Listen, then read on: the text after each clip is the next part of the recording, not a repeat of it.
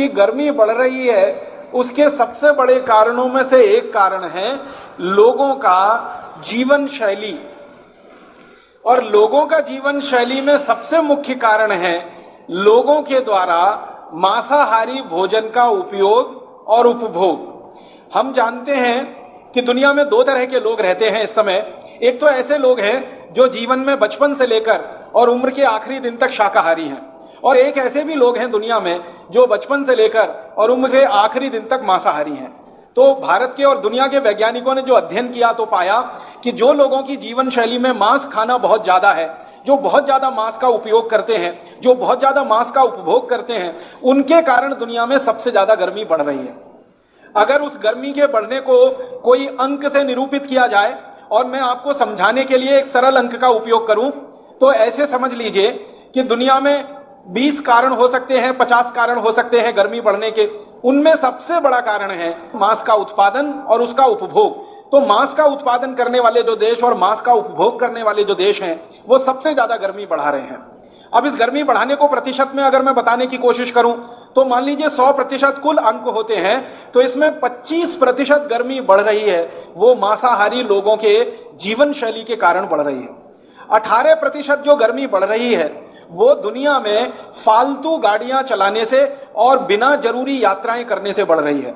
25% गर्मी बढ़ रही है मांसाहारी भोजन से, 18% गर्मी बढ़ रही है फालतू के यातायात से, और बची हुई जो गर्मी बढ़ रही है वो बची हुई गर्मी बढ़ रही है प्रदूषण से और औद्योगिक उत्पादन के द्वारा और सेवाओं के द्वारा, और थोड़ा बहुत हिस्सा उसमें खेती और जानवरों के द्वारा। तो कुल मिलाकर गर्मी बढ़ने के इतने सारे कारण हैं। औद्योगिक कारणों में लगभग 18-20 कारण हैं, उनके ज्यादा विस्तार में नहीं जाना चाहता, समय चला जाएगा। तो औद्योगिक उत्पादन को सारी दुनिया में कहा गया कि एक उत्पादन ऐसा जो बहुत जरूरी है लोगों के जीवन को चलाने के लिए, जो आवश्यक उत्पादन है, और एक उत्पादन ऐसा जो बिल्कुल जरूरी नहीं है, लोगों के जीवन को बिना उस उत्पादन के भी चलाया जा सकता है।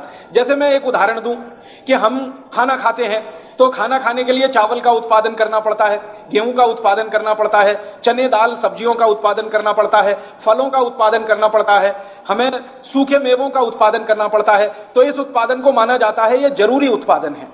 इसी तरीके से आपको स्नान करना है तो आपको साबुन चाहिए, कपड़े धोने हैं तो आपको वॉशिंग पाउडर, डिटर्जेंट पाउडर चाहिए, आपको अपने जीवन में दैनिक कामों को पूर्ति करने के लिए जो काम में आने वाली चीजों का उत्पादन है वो भी जरूरी माना जाता है। तो दुनिया में दो तरह का उत्पादन है, एक जरूरी, गैर जरूरी उत्पादन क्या माना जाता है दुनिया में।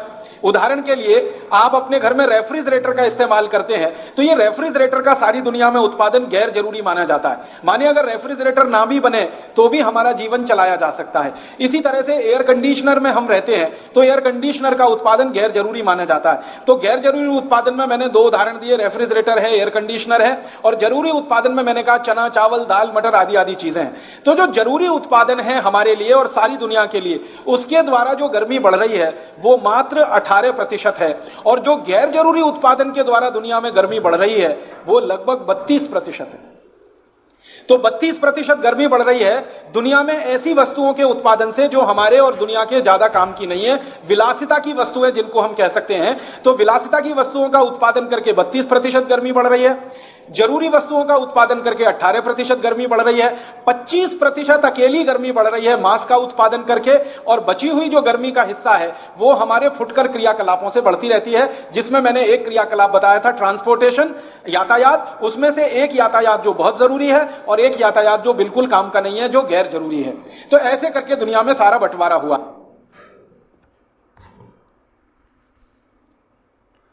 तो ये था भाइयों बहनों ग्लोबल वार्मिंग, मांसाहार।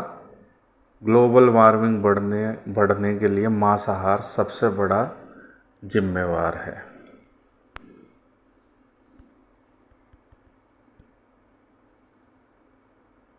धन्यवाद।